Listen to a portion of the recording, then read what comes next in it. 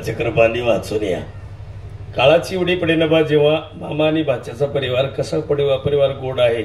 एका बाजूला मामांचं कुटुंब आहे, कैलासवासी कोंडाजी बकाजी असे, कैलासवासी रामजी, आपलं श्री आबाजी तबाजी हे या मामाच्या परिवारातले माणसं. भाच्याच्या परिवारातले सावळेराम पाटील गायकर त्यांचेच ज्यांचा श्राद्ध आहे असे अशोकरावजी सावळेरामजी गायकर, त्यांच्याच घरातले बाळासाहेबजी बंडू आणि अनिलजी आणि मामा भाचे परिवार एकत्र कुटुंब आणि एकत्र कुटुंबातले 55 सदस्य आणि जवळजवळ चौथी पिढी. आणि 1978ला मला वाटतं ही कुटुंब इकडे आलं का असं बघा नाही 78 जर बघितलं तर 1928 म्हणजे इंग्रजांच्या काळामध्ये सुद्धा ह्या परिवारामधली एक विचार श्रीमंती होती त्या काळात. त्याच्यानंतर बहीण देणं असन घेणं असन नाते म्हणजे हे श्रीमंती एक 3-3, 4-4 पिढ्यापर्यंत टिकती. याच्यासारखं भाव एक काय सांगा होता आमच्याकडं मागच्या पिढीत कुणी बघत नाही.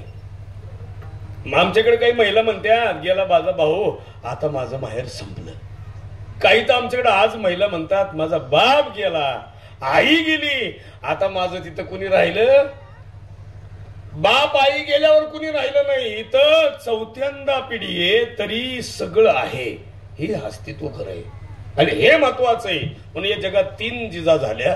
एक छत्रपती औसाहेबांची आई जिजाबाई, एक तुकोबारायची पत्नी जिजाबाई आणि एक कोल्हापुरातली करवीर जिजाबाई. त्यांच्यामुळं शाहू महाराज, ह्या जिजाबाईमुळं तुकोबाराय आणि ह्या जिजाबाईमुळं जी पहिली जिजाबाई म्हणजे तुमच्या कपाळाचं कुंकू यांच्या कपाळाचा गंध आणि आमच्या वारकऱ्याच्या कपाळाचा अष्टगंध केवळ छत्रपती शिवाजी महाराजांमुळं ती एक जिजाबाई. त्या जिजाबाईनं हे कार्य केल्यामुळं तुम्हाला आम्हाला कीर्तन प्रवचन आनंद सुख समाधान मिळतं. नाही तर या भारताच्या भूमीमध्ये एकच राष्ट्र असे ते महाराष्ट्र. नाही तर बाकीच्या राष्ट्रामध्ये हा सुख सोहळा स्वर्गात नाही. स्वर्गात जायचं का नरकात जायचं ते तिकडे कळत नाही. भारतातच कळतं. जे कुंभमेळ्याला गेले नसतील ते जातील, जाणारे ते जे गेलेले आहेत ते येतील. पण एक ध्यानात ठेवा हा आनंदाचा सोहळा जीवनामध्ये जर उपभोगायचं असेल तर त्याला फक्त महाराष्ट्रातच मेळ लागतं. पण महाराष्ट्रातली मराठी भाषेतले हे कीर्तन प्रवचन पण कीर्तनाच्या माध्यमातून जेवढं देता येईल तेवढं तुम्हाला चांगलं देण्याचा प्रयत्न केला. आणि चांगलं शुद्ध देताना सुद्धा आहार जसा शुद्ध असेल तसं बुद्धीला विचार सुद्धा शुद्ध यावा. म्हणजे विचारानं बुद्धी शुद्ध चालत असती. म्हणून पुन्हा एकदा विनंती करतो माझं गेलं म्हणून दुःख मानण्यापेक्षा जे आहे त्यांच्यासाठी प्रयत्न चांगला करावा असे प्रयत्न करूया. गेलं त्यांच्यासाठी आयुष्यभर रडण्यापेक्षा जे राहिलेत त्यांना कसं सुखी सांभाळता येईल हा प्रयत्न आपण करूया. पुन्हा एकदा विनंती करतो सगळ्यांना प्रार्थना करतो आनंद आणि सुख तुझ्या जवळ आहे, समाधानही तुझ्या जवळ आहे. तूच आहेस तुझ्या जीवनाचा. तो लोकांवर रुसू नको राजा. कशाला रुसतो कोणावर? ह्यानं काय केलं त्यानं काय केलं याच्यापेक्षा तू काय केलं याला किंमत आहे. तुझं काय आहे तू बघ. म्हणून संतांनी निरोपच दिलाय तुला कुठं जायची गरज नाही. तुझ्या जीवनाचा शिल्पकार तू येस, भिवू नकोस तुझ्या मी किंवा सबका मालिक एक आहे.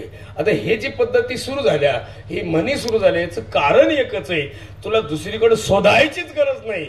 याच्यात शोध तू मनात विचार कर. म्हणून तुकोबाराय म्हणतात तुका म्हणे तुझं सोडविना कोणी एका चक्र पाणी वाचून. या महाराजांनी सुंदर गायलं. ताईंनी वेळेवर येऊन का होईना.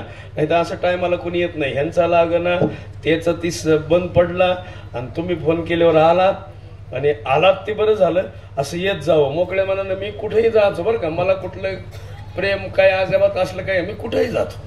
मला कोणी 10व्याला बोलू द्या, श्राद्धाला बोलू द्या, पहिला दिवस देऊ द्या, शेवटचा देऊ द्या, नाही तर कीर्तनही नाही देऊ द्या तरी मी. आपल्याला कुठला मान नाही सन्मान नाही. आपल्याला देवानाच असा कलर. आपल्याला कुठला सन्मान काय संबंध नाही. आमची गाडी घेतली मी आता नवीन आताच घेतली. 24 दिवस झाले 7000 किलोमीटर झाली. आता आमची मिवणी म्हणते दाजी त्या गाडीला काळी बावली बांधायची. मी म्हणलं तुला येड लागलं. काळी कशाला बांधायची? म्हणली नजर लागून गाडीला. लय गाड्याचा ऍक्सिडेंट झाला. म्हणलं तुला अक्कल आहे का? एवढा मोठा काळा भावला पुढं बसल्याला याला पहिली नजर लागन का गाडीला लागन? तिने मोबाईलच स्विच ऑफ केला तेव्हापासून उघडलाच नाही. नको नको म्हणले. अहो मला लय परिणाम अवघड आहे. साहेब आहेत म्हणून बोलतो. साहेब मला एकदा कर्नाटकात अडवलं होतं पोलिसांनी. नुसतं पोलीस माझ्याकडे असं पाहायचं म्हणायचं 500 रुपये द्या. म्हणलं कशाचे? ते म्हणजे गाडीचे काच काळे 500 द्या. आम्ही काळे केले होते आम्हाला नाही ज्ञान. ते म्हणले गाडीचे काच काळे 500 द्या. मी त्यांना 1000 दिले. ते म्हणले कशाचे? मी म्हणलं मी काळा आहे. साहेब नुसतं माझ्याकडे पाहून हसायचं. मला म्हणे साहेब कुठले तुम्ही? मला मी शिर्डीचा आहे. आता संगमनेरला राहतो पण शिर्डी का सांगितलं? कर्नाटकचं सोडित नाही ना.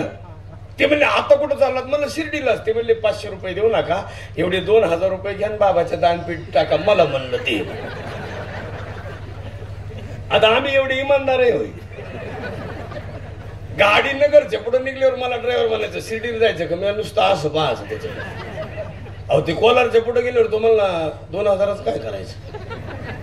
म्हणजे त्याच्या डोक्यात ही 2000 जिरविणार. लोणीच्या पुढे गाडी आल्यावर तो गडी बिघडला. तो मला निर्मळ पिपरी मार्ग घेऊ का? म्हणजे त्याच्या डोक्यात ही 2000.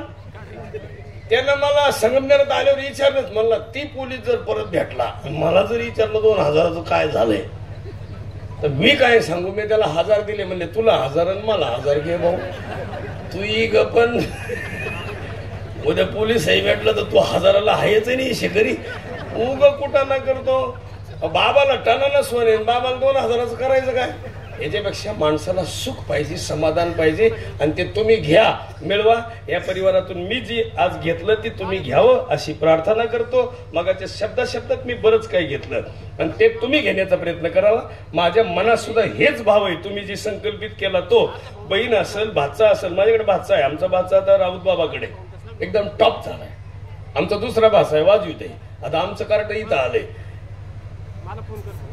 महाराजांचे थोडे आडमुठे मेंदूचीच निघत आहेत.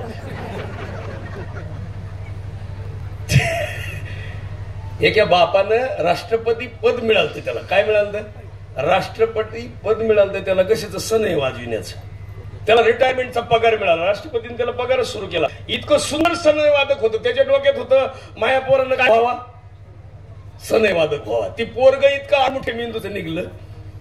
ते बाप म्हणायचं तुला काही करून शिकवेस, तुला सनई वादक बनवणार.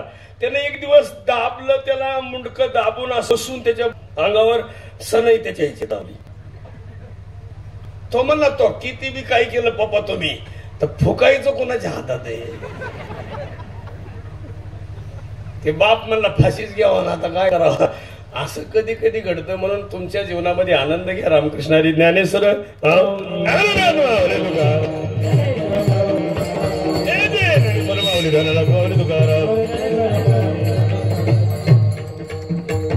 या निमित्तानं पुन्हा एखादा शब्द चुकून बोललो तर माफ करा मला. आमच्या राजापुरामध्ये मी बऱ्याच ठिकाणी सगळीकडे येत असतो. सगळ्यांचं माझं प्रेम आहे.